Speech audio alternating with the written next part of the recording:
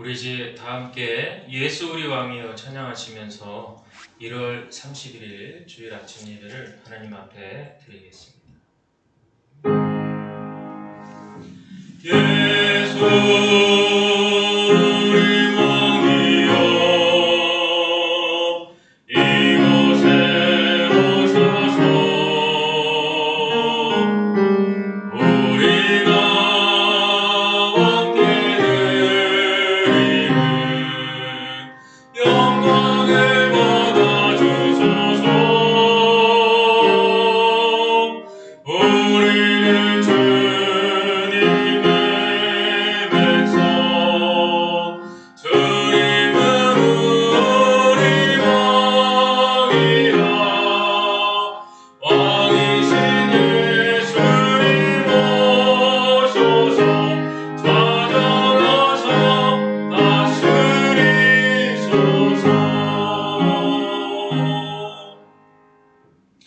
볼지어다 내가 문 밖에 서서 두드리노니 누구든지 내 음성을 듣고 문을 열면 내가 그에게로 들어가 그와 더불어 먹고 그는 나와 더불어 먹으리라. 아멘. 존귀하신 아버지 하나님, 저희들에게 복 주시려고 주일을 구별해 주시고 세상 온갖 걱정과 근심과 무거운 짐 내려놓고 이 시간 성전에 올라와 예배하게 하심을 감사를 드리옵나이다.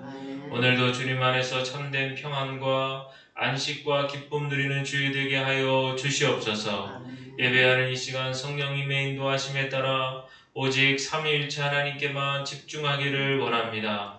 영과 진리로 드리는 우리 예배를 기쁘게 받아 주시길 원하오며 예배의 주관자 되시는 우리 구주 예수 그리스도의 이름으로 기원하옵나이다.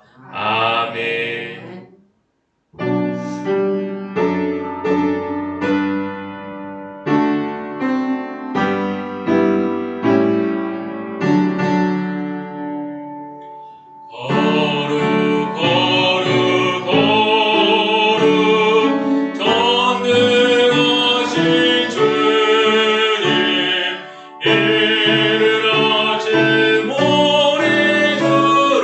찬송하리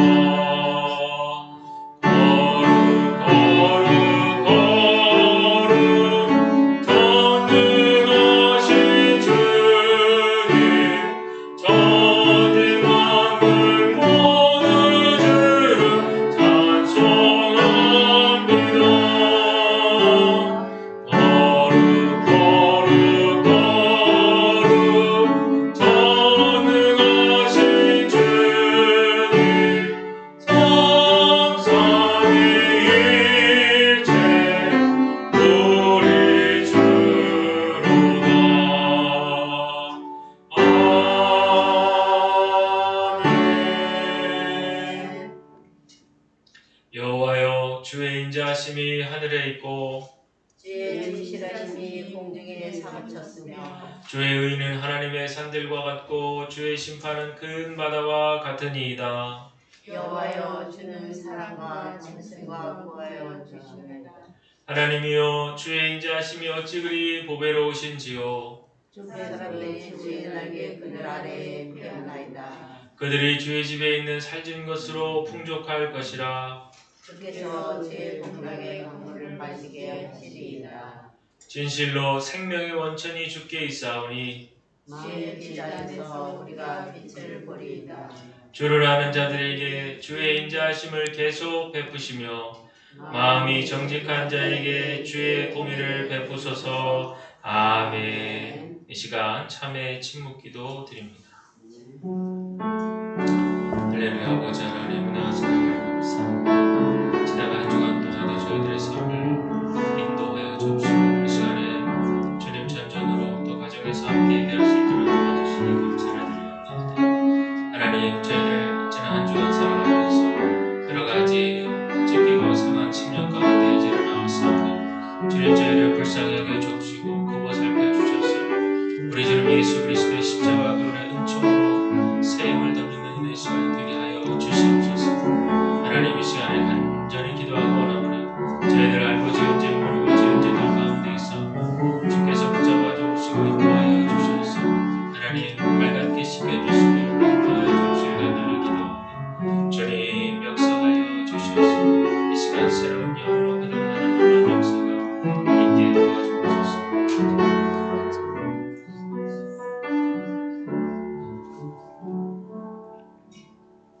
그가 우리를 흑암의 권세에서 건져내사 그의 사랑의 아들의 나라로 옮기셨으니 그 아들 안에서 우리가 속량 곧 죄사함을 얻었도다.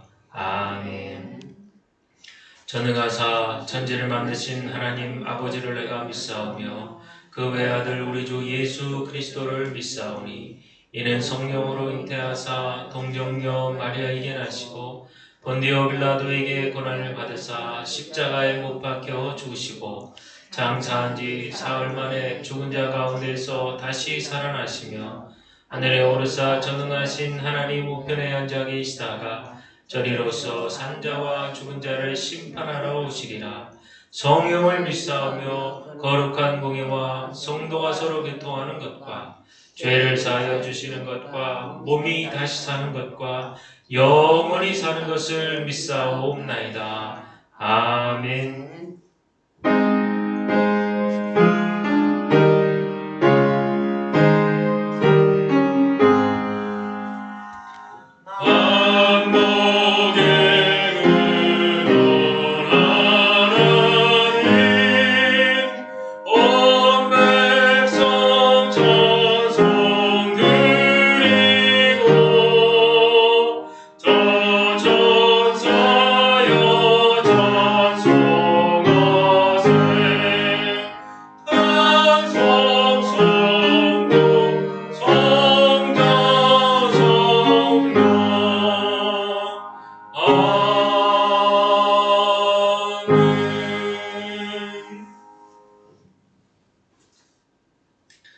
다 함께 기도하시겠습니다. 전능하신 아버지 하나님, 오늘 거룩한 주일을 맞아 주님 앞에 예배하게 하시니 감사를 드리옵나이다. 각 가정에서 예배하는 모든 분들에게도 하늘의 신령한 기쁨과 은혜가 저희들과 동일하게 임하게 하여 주시옵소서. 코로나19로 인한 삶의 질이 급격히 저하되고 경제적 피해와 손실로 시리와 아픔에 젖어 계신 많은 분들에게 주님 하늘의 위로와 소망을 더하여 주시옵소서. 베드로 전후서의 말씀을 묵상 중에 있사오니 당시에 핍박받던 많은 그리스도인들의 절망과 시리 속에서 내려주셨던 큰 기쁨의 은혜가 오늘 우리들에게도 임하게 하여 주시옵소서. 주님, 조용해질만 하면 기독교 관련 기관에서 터지는 코로나 확진자 소식에 망연자실하며 마음 한구석 깊은 절망의 그림자가 들이오고 있습니다. 국민들은 이제 교회하면 지긋지긋해할 정도로 그 신뢰도는 바닥에 추락한 상태이옵나이다. 주님, 불쌍히 여겨 주시옵소서. 방역을 잘 지키고 이웃사랑의 모범이 되고 있는 대다수의 많은 교회들이 이 일로 적잖은 타격을 입게 되었사온데 주님 저희들을 불쌍히 여겨주시고 선교의 문, 전도의 문 막히지 않도록 인도하여 주시옵소서. 이제 전도는 삶으로 드러나는 향기를 전하는 것밖에는 없습니다. 묵묵히 이웃을 향해 사랑을 실천하고 진심을 드러내며 서로 아껴주는 마음이 전해지기 위해 애쓰는 우리 모두가 될 수 있도록 인도하여 주시옵소서. 주님, 이 환난은 반드시 끝이 올 줄로 믿습니다. 또한 우리 주님께서도 반드시 승리하실 줄로 믿습니다. 악한 사단 마귀 권세를 물리치게 하옵시고 이 영적 싸움에서 우리 모두가 강건하게 믿음으로 일어서게 하옵시며 우리 주님과 친밀한 관계 속에서 하루하루를 우리 주님과 함께 승리할 수 있도록 도와 주시옵소서. 믿음으로 우리의 내면은 단단하고 옹골차게, 사랑과 섬김으로 우리의 외면은 부드럽고 향기나게 복음을 전하는 우리들의 삶이 되게 하여 주시옵소서. 오늘 예배를 주님께서 주관하여 주옵시기를 예수 그리스도의 이름으로 기도드리옵나이다. 아멘.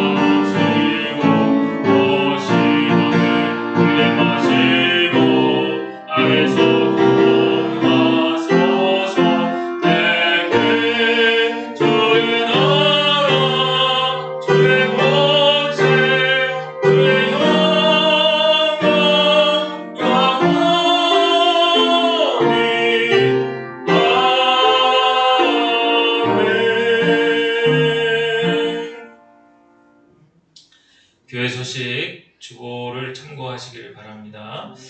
특별한 광고 주보를 특별한 광고는 없고 교회 소식 주보를 참고하시고요.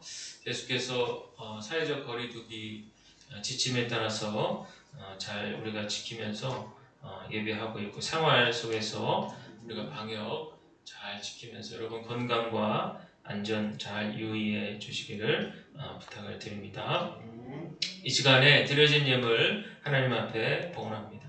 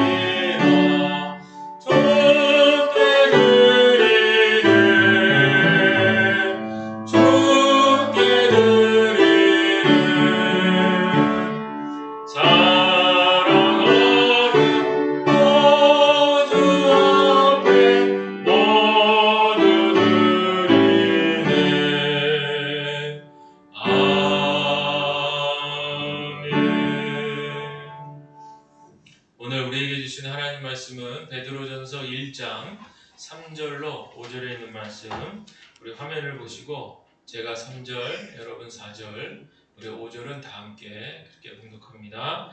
우리 주 예수 그리스도의 아버지 하나님을 찬송하리로다. 그의 많으신 긍휼대로 예수 그리스도를 죽은 자 가운데에서 부활하게 하심으로 말미암아 우리를 거듭나게 하사 산 소망이 있게 하시며 썩지 않고 더럽지 않고 쇠하지 아니하는 유업을 있게 하시나니 곧 너희를 위하여 하늘에 간직하신 것이라. 너희는 말세에 나타내기로 예비하신 구원을 얻기 위하여 믿음으로 말미암아 하나님의 능력으로 보호하심을 받았느니라. 아멘. 425장 찬양하겠습니다.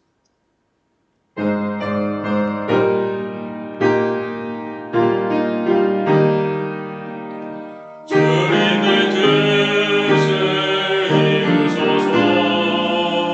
고요한 중에 기다리니 지금과 같은 날 믿으사 주님의 영성 만드소서. 주님의 뜻을 이루소서.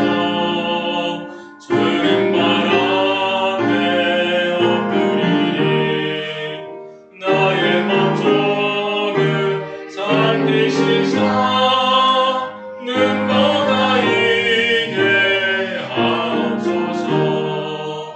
주님의 뜻을 이루소서. 멍들어 몸이 피곤할 때 원등의 손을 내게 펴사 감동케 하여 주옵소서. 주님의 뜻을 이루소서. 온전히 나를 주장하사 주님과 함께 동행하는 만민이 알게 하옵소서. 아멘. 우리 주님의 크신 은총이 이 시간 함께 예배한 우리 모두에게 또한 각 가정에서 예배하시는 모든 분들에게 함께 하시기를 간절히 축원드립니다. 이 시간 전후좌우 계신 분들과 한번 인사하겠습니다. 우리 가정에서 온라인 예배 드리신 분들도 가족들과 함께 인사하겠습니다. 은혜 위에 굳게 서십시다. 시작. 은혜 위에 굳게 섭시다. 은혜 위에 굳게 서랬더니 헛받침이 떨어졌어요. 네. 고통에도 뜻이 있다라고 하는 제목의 책이 있는데 이 책을 보면요, 우리가 겪는 고난에 대한 성경적 가르침을 주고 있습니다. 왜 하나님께서는 하나님을 믿는 이 땅의 그리스도인들이 고난을 겪어야만 될까? 우리는 특별히 욥의 이야기를 통해서 고난의 신앙적 해석을 한번 시도해 보게 됩니다. 우리가 잘 아시는 대로 욥은 아무런 부족함이 없이 그렇게 믿음 생활 잘하는 동방의 의인이었는데, 그래서 하나님께로부터 큰 축복을 받았잖아요. 자녀들의 복도 받고 당시의 부의 척도라고 할 수 있는 그런 많은 가축들, 아주 그런 번성을 통해서 복받은 인물임을 알게 되었습니다. 그런데 하루아침에 그가 받았던 모든 복이 다 없어지는 거죠. 10명이나 되는 자녀들이 다 죽고 아내도 떠나고 본인도 몹쓸병에 걸려서 거의 만신창이가 되는 그런 상황이 되는 것을 우리가 알고 있습니다. 왜 그런 복받은 욥에게 이런 고난이 찾아왔을까? 우리가 성경을 보면서 알아야 될 것은 단순히 이러이러한 내용이 있다, 이런 지식적인 측면만을 보는 것이 아니라 그 이야기를 통해서 하나님께서 주시고자 하시는 그 마음을 우리가 알아야 되는 것입니다. 우리 하나님은 우주 만물을 창조하시고 역사를 주관하시고 다스리고 섭리하시는 분이기 때문에 그 무한하신 하나님의 아버지의 마음을 우리 인간의 작은 머리로 헤아린다고 하는 것은 말이 되지 않는 거죠. 그래서 하나님께서는 성경을 우리에게 허락하셨고 그 성령님의 은총에 따라서 우리는 말씀을 보고 듣고 읽는 가운데 그 진리를 깨닫게 되는 줄로 믿습니다. 고난에 대한 성경의 가르침을 우리가 구석구석에서 살펴보면 공통되는 점이 있어요. 그건 뭐냐면 우리의 인격 형성, 즉 우리의 속사람을 강건하게 하시려는 하나님의 뜻이 있다는 겁니다. 하나님께서는 왜 고난을 통해서 우리의 속사람을 강건하게 하시려는 것일까? 기독교의 변증학자인 C.S. 루이스라고 하는 분이 고통의 문제라고 하는 제목의 책에서 이렇게 얘기했습니다. 사람에 따라서는 이런 험한 일을 당하기 전까지는 하나님께 귀를 기울이지 않는 습성이 있다는 거예요. 그러므로 이 고통, 고난이라고 하는 것은 하나님의 말을 알아듣게 하는 확성기와 같다 이렇게 표현했어요. 고난은 하나님의 음성을 듣게 하는 확성기와 같다. 저는 이 대목이 굉장히 마음속에 울림이 있습니다. 성경이 가르치는 고난의 의미가 바로 우리로 하여금 하나님께로 집중하게 만드는 힘이 있다는 거죠. 창조주 되시는 우리 하나님께로 집중하고 하나님께로 마음을 정하는 태도, 또 하나님의 성품을 닮아가게 하는, 하나님의 마음을 알았기 때문에 하나님의 성품을 점점 닮아가게 하는 그런 지름길이 된다는 사실을 우리는 기억해 보게 됩니다. 오늘 본문의 말씀을 전하는 베드로를 보십시오. 여러분, 저와 여러분이 기억하고 있는 베드로는 어떤 인물입니까? 즉흥적이기도 했고 욱하는 성격이 있고 또 맹세도 아주 잘하는 좀 가벼워 보이는 그런 인물 아니었습니까? 그런데 그가 베드로 전서를 기록할 때 그 모습은 완전히 달라져 있다는 것을 알게 됩니다. 이처럼 어떻게 이렇게 베드로가 가벼웠던 사람이 진중하게 그리고 이렇게 세밀하고 섬세하게 이 말씀을 기록할 수 있었을까 싶을 정도이죠.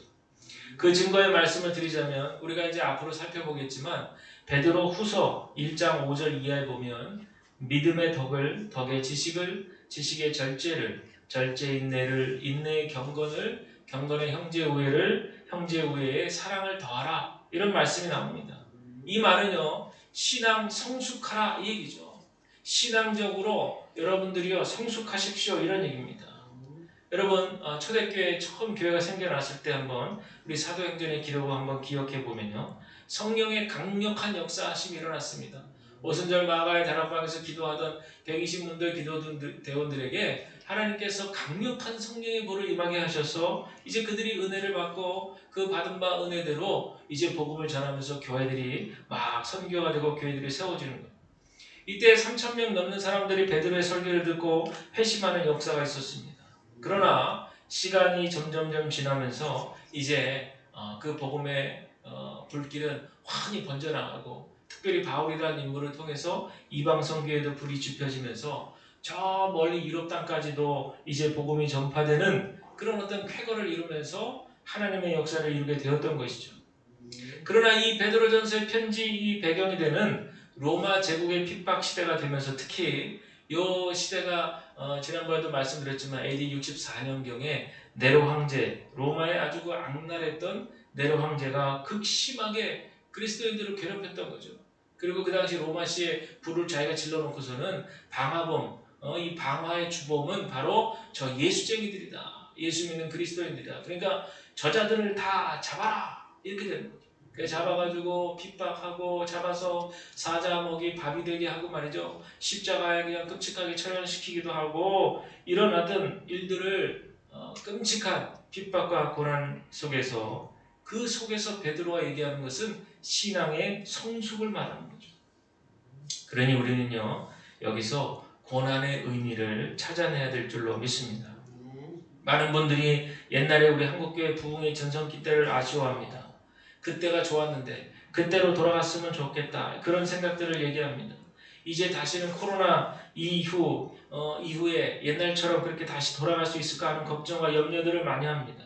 이런 모든 말들을 이렇게 들어보면요 과거에 마음이 머물러 있다라는 것을 느낄 수 있습니다. 성경도 비슷한 상황을 얘기합니다.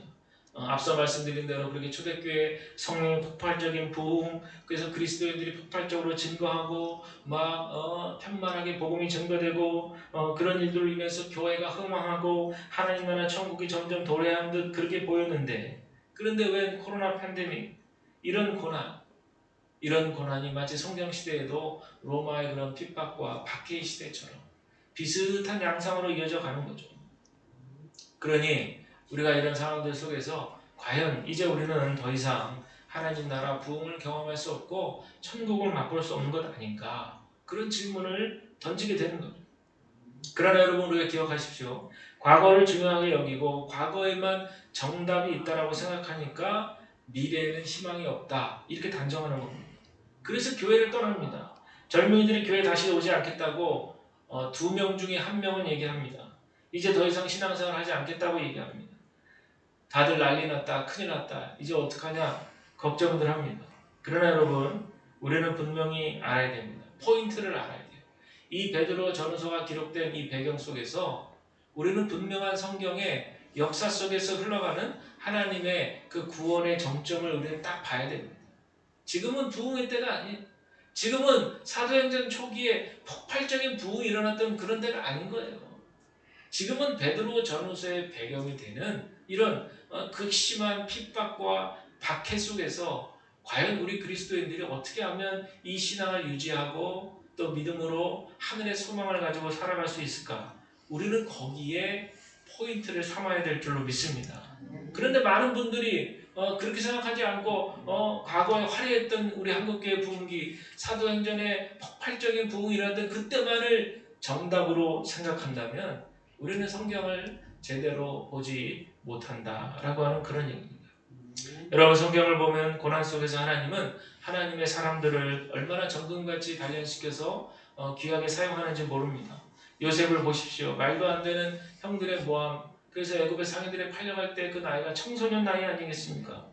그 외롭고 두렵고 힘든 그때 그 먼 나라 애굽으로 팔려가서 얼마나 고생을 많이 하고 말이죠. 억울한 누명을 쓰고 감옥살이도 하고, 그런데 요셉은 거기서 죽지 않았습니다. 오히려 애굽의 총리라고 하는 어마어마한 상상할 수 없었던 큰 하나님의 역사가 이루어지게 되는 거죠.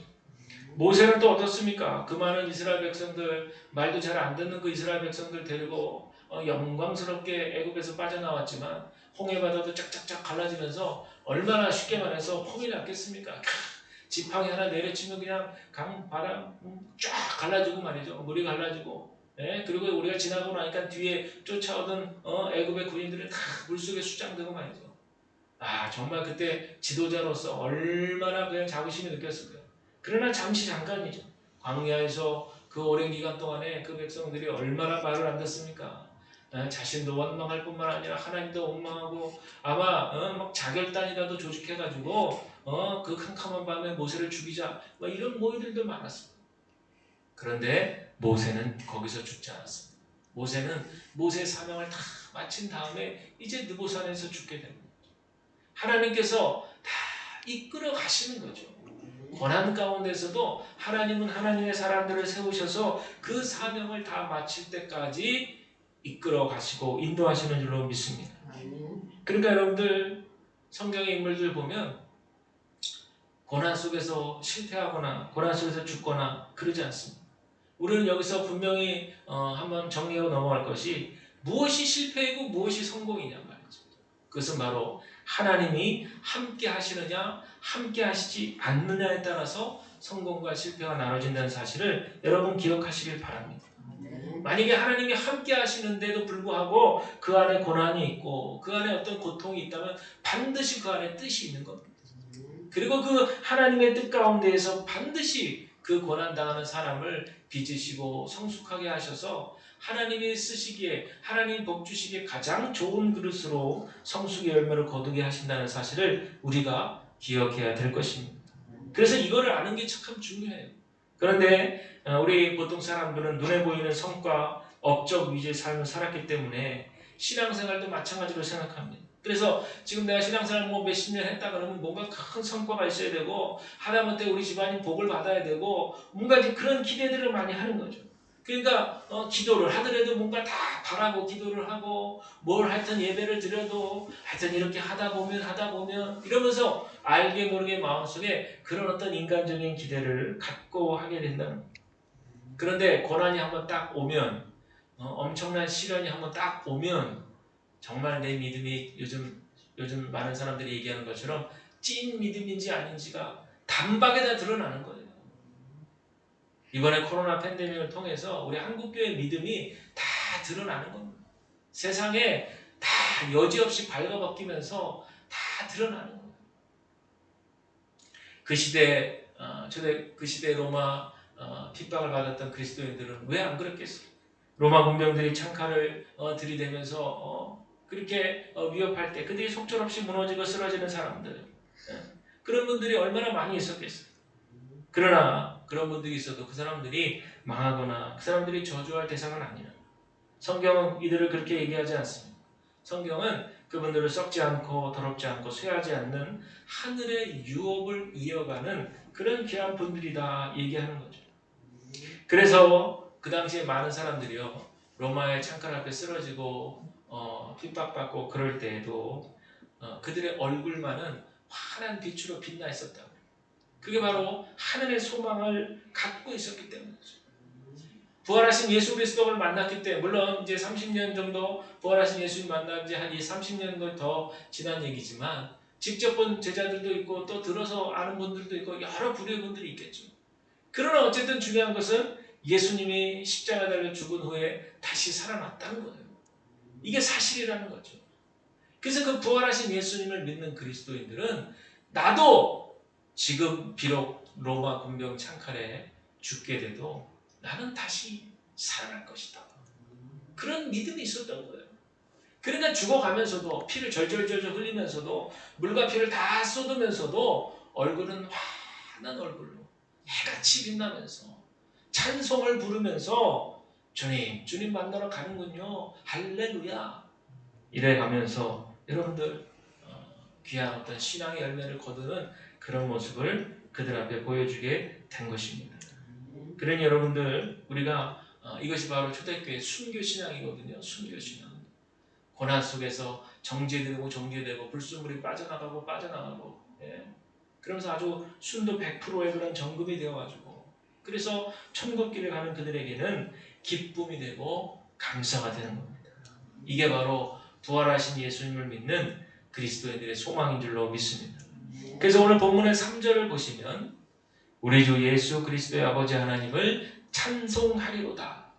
그의 많으신 긍휼대로 예수 그리스도를 죽은 자 가운데서 부활하게 하심으로 말미암아 우리를 거듭나게 하사 산 소망이 있게 하시며, 이랬습니다. 여기서 이 산 소망이라고 하는 말은 살아있는 소망, 이런 뜻입니다. 그런데 원어프리로 들어가서 제가 보니까 살아있다, 그냥 소망이 살아있다, 이 정도 뜻이 아니고요. 소망 자체가 막 살아서 행동하고 움직인다, 그런 얘기예요. 그러니까 소망 자체가 막 꿈틀꿈틀 움직이고요. 그 소망 자체가 막 살아있다는 그런 얘기입니다.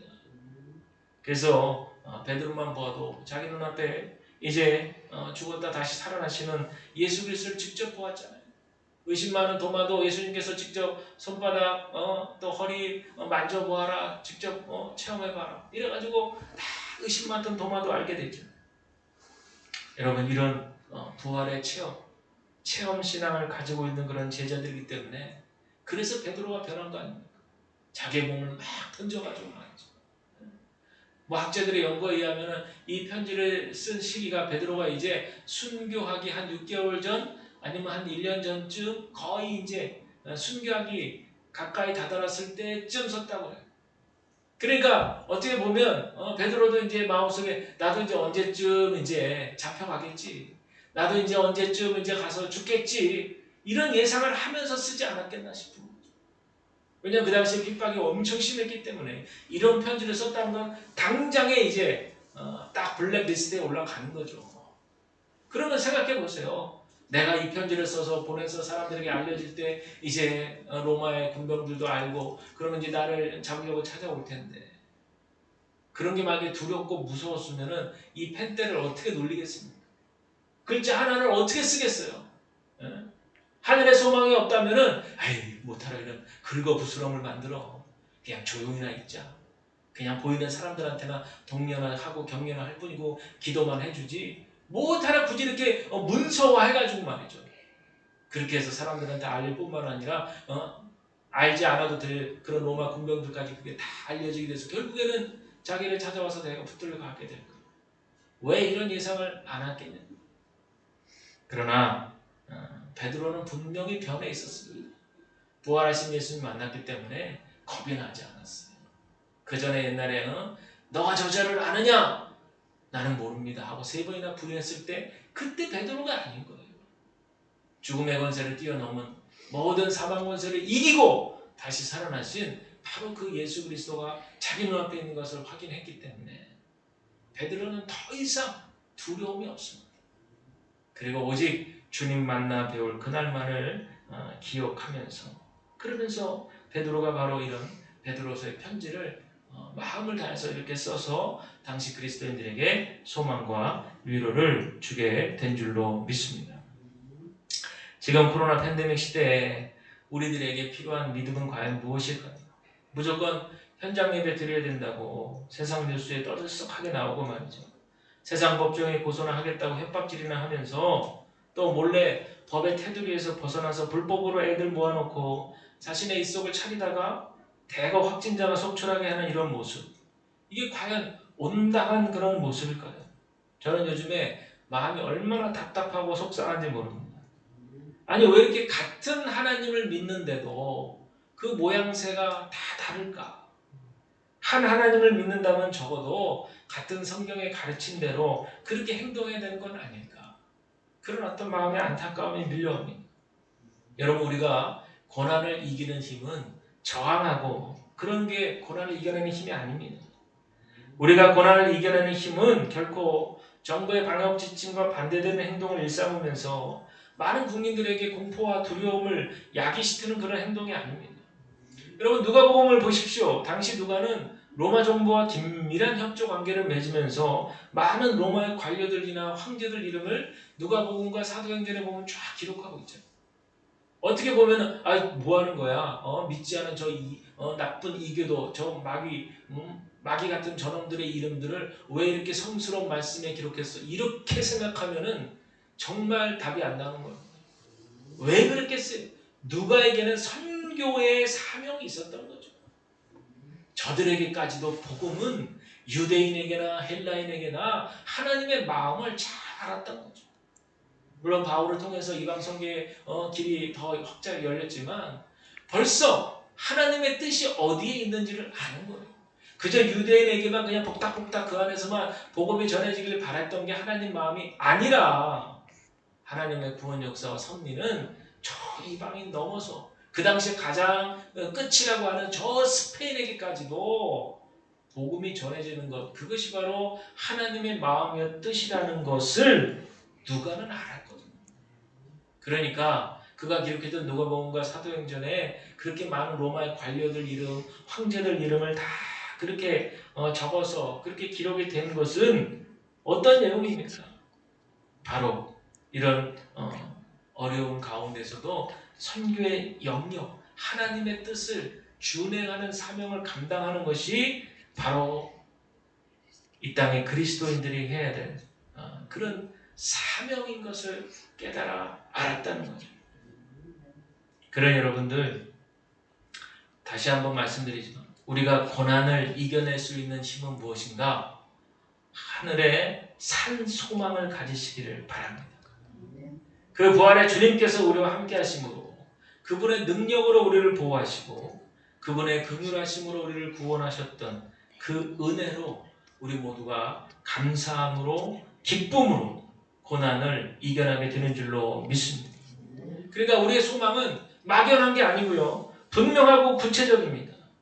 우리 인생 여정의 최종 목적지가 천국에서의 영원한 삶을 알기 때문에 우리는 우리를 영원한 삶으로 인도하는 그 신앙의 순례 여정 속에서 이 땅에서의 삶이 어떤 삶인지를 분명히 아는 거죠. 그저 세상 사람들이 로또나 한번 당첨돼서 일확천금 한번 대박나는 인생 살았으면 좋겠다. 뭐 그런 소망 정도가 아닙니다. 그런 소망이 아니고 우리가 노리는, 우리가 생각하는 그 소망은 바로 영원한 생명으로 인도함 받는 그런 소망이죠. 그저 잠시 잠깐 부를 누리고 없어지는 그 정도의 수준이 우리는 아니라는 거죠. 그런 여러분들, 우리가 이 시대, 이 고난을 이겨낼 수 있는 첫 번째 힘은 바로 하늘에 살아있는 소망을 가지시기를 주의 이름으로 간절히 축원을 드립니다. 두 번째는 오늘 4절 말씀 나오지만 영원한 유업이 있기 때문에 우리는 고난에도 감내하며 기뻐할 수 있는 겁니다. 이 말은 이 땅에서 여러분들 지치고 상한 몸과 마음으로 이 생을 다 마치고 하늘나라 우리가 천국에 들어갔을 때 여러분 반짝반짝 빛나는 우리들의 이름이 하늘의 생명록에 쫙 기록되어 있는데 그걸 보는 거예요. 여러분 그거 한번 생각해 보세요. 그냥 정말 이 땅에서 지치고 고난하고 상한 가운데 몸을 질질질 믿음을 지키느라고 애를 쓰고 정말 그런 가운데 딱 하늘나라 천국문에 들어갔는데 거기에 우리들의 이름 석자가 딱 금박으로 박혀 있는 거예요. 서준원.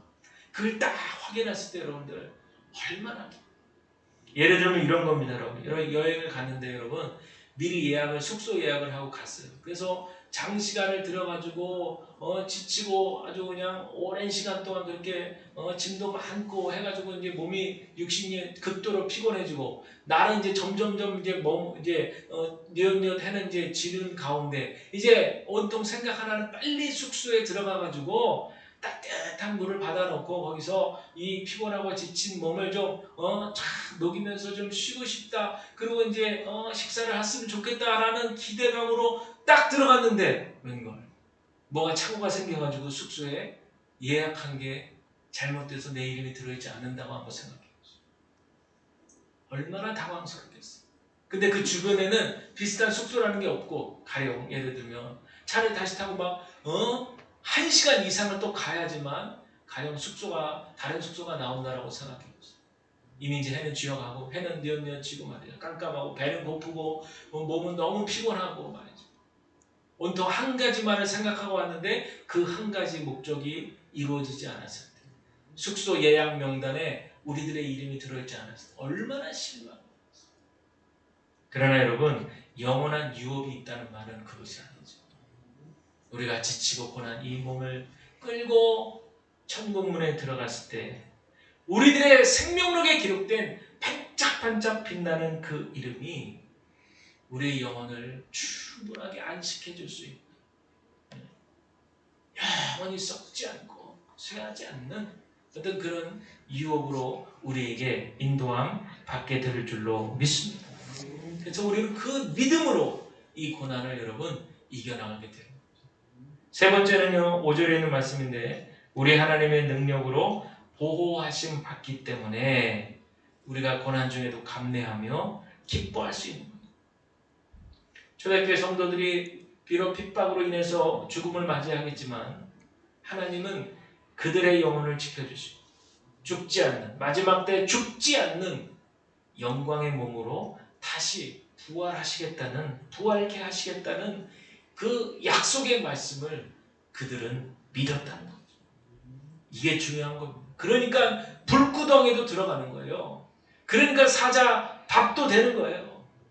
그러니까 십자가 처형을 당해도 얼굴에 해같이 환하게 빛나면서 찬송을 부를 수 있는 겁니다. 왜요? 하나님은 반드시 다시 부활하게 하시겠다는 약속의 말씀을 주셨기 때문에. 저와 여러분들도 몸의 부활을 믿으시기를 바랍니다. 우리도 주님께서 약속해 주신 대로 육신의 부활을 믿습니다. 코로나도 어떤 질병이든 또 우리 삶에 어떤 불행이든 또 어떤 죽음이 닥쳐온다고 해도 우리는 하나님의 손길 안에 있음을 기억해야 됩니다. 우리 하나님은 어제도 오늘도 앞으로도 영원토록 영원하신 분이고 또 신실하신 분이고 어떤 상황에서도 우리를 지키시고 인도하시고 보호하시는 그런 분이라. 이번 주에 묵상하는 가운데 하나님 저에게 주시는 말씀이 상한 갈 때 꺾지 않으신다. 꺼져가는 등불 끄지 않으시는 분이시다. 그 말씀이 기도하는 가운데 저에게 팍 들어오더라고요. 상한 갈 때를 꺾지 않으신다. 그렇지. 우리 하나님이 그런 분이지. 이렇게 멋진 분이야. 갈 때 꺾지 않으시고 등불이 막 꺼져가는데 결코 끄지 않으십니다. 저와 여러분, 저한테만 그렇게 해당되시는 분이 아니고 우리 모두의 가정과 우리의 모든 삶의 터전에 하나님께서 그렇게 역사하시는 줄로 믿습니다. 최근에 벌어진 IM 선교회 사건 일로 기독교 연합회의 상징이 되었던 YMCA, YWCA에서 국민들 앞에 공개 사과문을 발표했어요.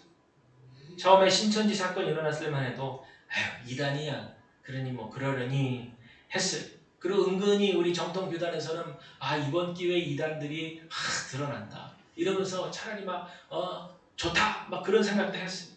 그런데 사랑제일교회 사건이 또 터지면서 삽시간에 이게 혼란스러워지더니 얼마 전에 또 인터콥이라고 하는 국제선교단체에서 또 확진자가 막 많이 나왔죠. 그러더니 최근에 IM 선교회 그것도 보니까 자격도 없는 그런 사람이 아이들을 모아놓고 거기서 법의 그런 테두리에서 다 벗어나가지고 거기서 그렇게 하다가 그만 확진자가 나오게 됐어요. 그러니까 국민들이 지금 난리가 난 겁니다. 이제는 교회 하면 교회라는 이름만 들어도 지긋지긋하대. 그래서 어느 설문조사를 했대요. 이번 코로나의 감염의 원인이 어디냐? 교회다. 이렇게 얘기하는 사람들이요. 45에서 48%. 거의 2명 중에 1명은 이번 코로나의 감염의 주된 원인지로 교회를 지목한다. 근데 여러분 그거 아세요? 실제로 조사해 보니까 교회에서 감염이 일어난 비율은 8%밖에 되죠. 사실은 8%인데 사람들의 의식은 50% 가까이 되는 사람들이 무슨 소리냐? 교회에서 감염된 거다. 다 그렇게 생각하고 있어요. 자, 그러면 우리가 이 결과 앞에서 억울하다. 왜 이렇게 사람들은 바보 같냐? 왜 이렇게 분별을 못하냐? 이렇게만 우리가 얘기할 수 있겠냐는 말이죠. 물론 그런 마음도 있죠. 우리가 이렇게 방역 지침 잘 지키고 또 우리 교회뿐만 아니라 대다수의 이 땅에 많은 교회들이 이웃사랑 실천하려고 또 이 사회 공동체 의식을 가지고 철저하게 정부의 방역 지침에 따라서 약속 잘 지키면서 그렇게 조마조마하면서도 그렇게 해서 온라인 또 대면 비대면 이렇게 잘 하고 있잖아요. 그런데 여러분 이런 일들이 계속 속출하니까 우리는 어떤 마음이 듭니까? 또 어떤 마음을 가져야겠습니까? 교회는요 공동체 의식을 가져야 되는 겁니다. 이게 바로 연대의식이라는 겁니다. 세상 사람들도 그걸 알아요. 그러니까 지금 교회를 욕하는 거예요. 교회는 다 하나라고 하는 거를 세상 사람들은 다 알아요. 근데 왜 교회들만 그걸 모르는지 모르겠어요. 내가 내 멋대로 우리만 이래도 괜찮겠지 이런 생각을 하면 왜 잘 지키는 다른 교회 피해가 갈 거라는 생각을 왜 못하나? 이거는 하나님 아주 기본적인 상식선에서도 벗어나는 얘기입니다. 하나님이 결코 기뻐하고 좋아하실 리가 전혀 없다는 겁니다. 자, 우리는 이 시대에 이러한 때 억울하기도 하고 또 고통스럽기도 하고 또 전염될까 두렵기도 하고 이런 복잡한 이런 분위기 속에서 우리는 과연 하늘에 소망을 두고 믿음 가운데에서 살아가야 되는데 이 땅에서 우리가 어떤 행동을 취해야 되느냐? 다른 것이 없습니다. 우리가 먼저 반성하고 우리가 먼저 회개의 기도의 문을 열어야 될 줄로 믿습니다. 올해 103세 되신 그리스도인 철학가 김형석 교수님이라고 전에 TV에도 나왔다고 그래요. 이제는 그분이 아침마당에 나와서 그런지 많은 분들이 아시더라고요.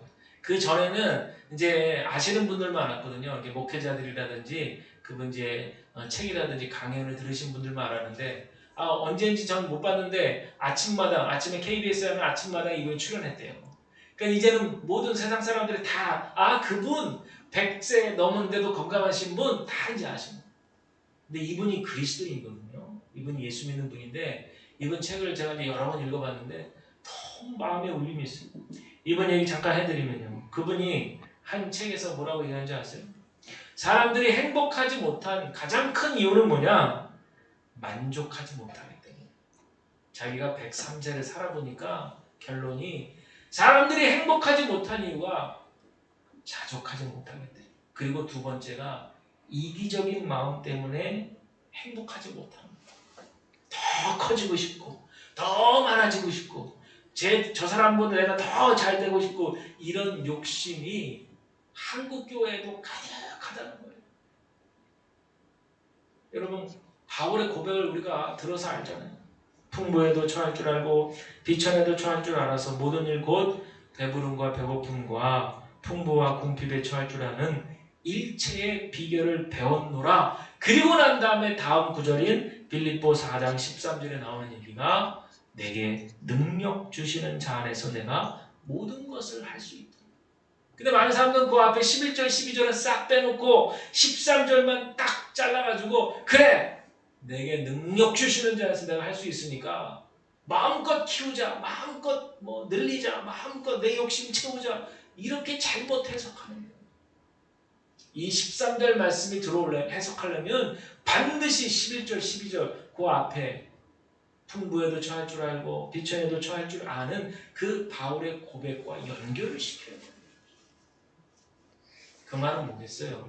어떤 상황에도 자족하는 법을 배우라 그 얘기 아니겠어요? 돈이 100만 원 있으면 100만 원 가지고 사는 법, 돈이 10,000원밖에 없으면 10,000원 가지고 사는 법, 나한테 주어진 상황 속에서 만족하는, 자족하는 어떤 비결을 배우고 감사하며 살아가는 것이 바로 그게 신앙생활이다 라고 하는 겁니다. 사랑하는 여러분, 이 땅의 온 교회들을 위해서 우리는 목 놓아 회개하며 기도해야 됩니다.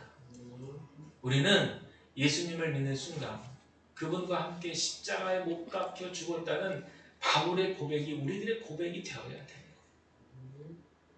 그렇게 하겠습니다가 아니라 이미 내가 그리스도와 함께 십자가에 못 박혔나니 그런즉 이제는 내가 사는 것 아니요 오직 내 안에 그리스도께서 사신 것이라고 고백이 되어야 됩니다. 이 땅의 교회들이 이 고백을 해야 되는 겁니다. 우리의 생각대로 교회를 그렇게 치리해 나가는 것이 아니라 이 교회 안에 살아계시는 그리스도께서 드러나시도록 우리의 모든 구성원들은 주님 발 앞에 다 엎드려서 주님의 생각을 여쭙고 주님의 마음이 어디에 있는지를 깨달으려고 애를 쓰고 그런 가운데 온 교회들이 한 마음 한 뜻으로 주님을 바라보는 그런 어떤 주님의 영광을 바라보는 삶을 살아가야 될 줄로 믿습니다.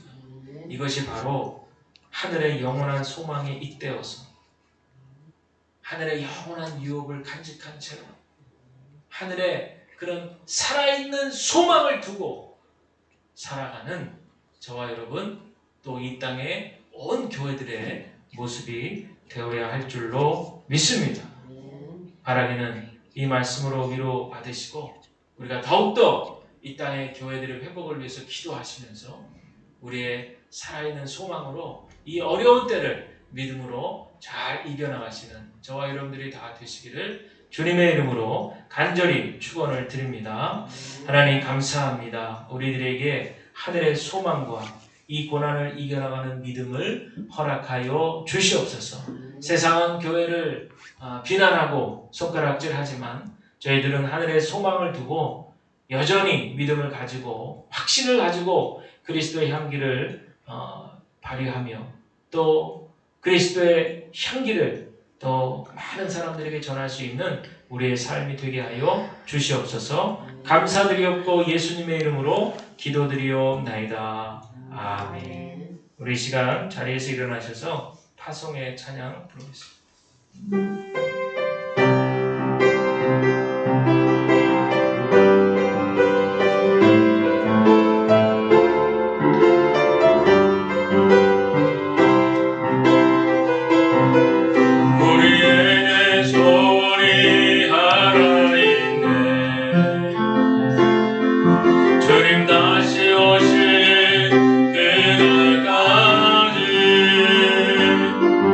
우리 가슴에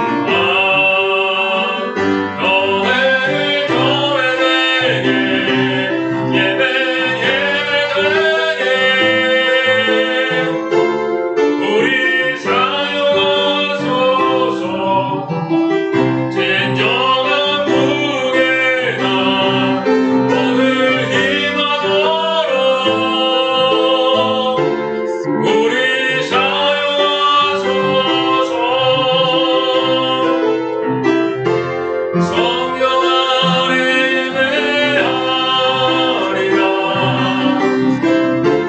자유의 마음으로 사랑으로 사용하리라. 너의 생명이니 교회를 예배 예배되게 우릴 사용하소서. 진정한 후회가 오늘 일만으로 우릴 사용하소서.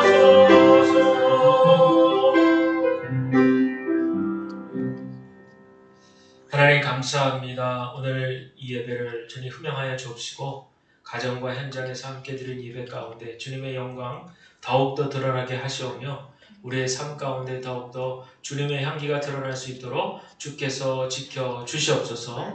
이 시간 귀한 예물 드린 손길 하나님 축복하시고 어려움 중에도 정성을 다해 마음을 담아 드려진 예물이오니 주님께서 기뻐 받아 주시옵소서. 이제는 우리 주 예수 그리스도의 은혜와 아버지 하나님의 극진하신 사랑하심과 성령님의 교통하신 은혜가 오늘 함께 예배하고 돌아가는 주님의 귀한 권속들 위에 이제로부터 영원토록 함께 하시기를 간절히 축원하옵나이다. 아멘.